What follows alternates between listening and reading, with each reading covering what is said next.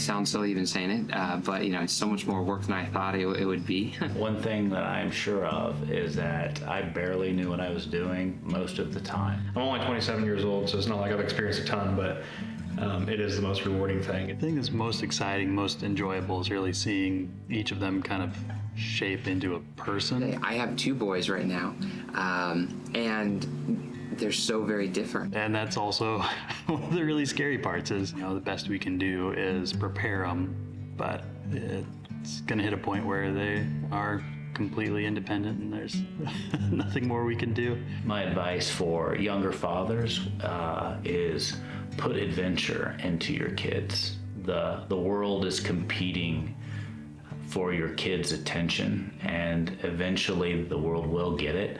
But when they're young, you've got 100% of their attention if you want it. Today, we have today. We know we have today, so we can't worry about tomorrow.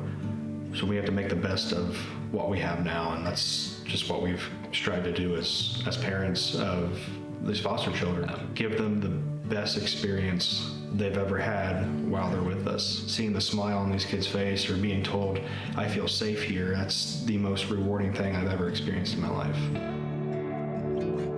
The miscarriages that Corey and I experienced had a deep and profound impact on our lives. And for me, it made me question God at times. Why are we going through this?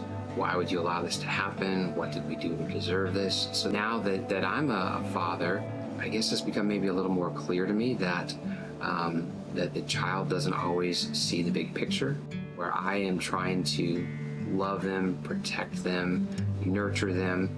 And sometimes there might be a little bit of confusion or resistance on their part. And it has just absolutely rocked me to my core at times when I've realized that, I've done the same thing to my Heavenly Father. So it's impacted my parenting in that I try and be more patient with my kids.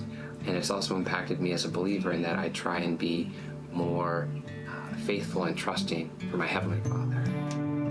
For many years, I was an alcoholic, a workaholic, and this is when the girls were growing up. And I wasn't available to them. Very successful from a business standpoint, yet the price was big.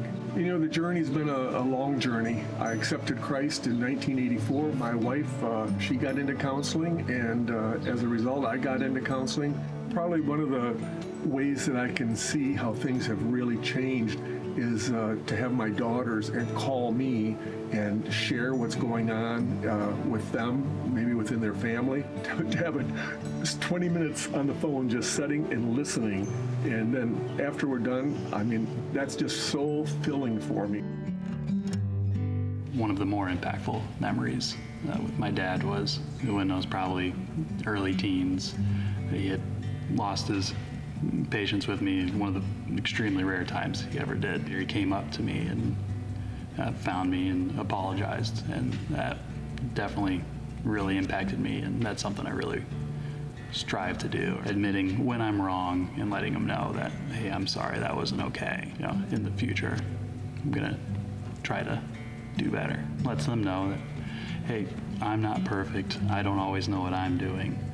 I think that's really helpful for them, is they're also learning that they're not perfect either, and it's okay that they don't always know what they're doing.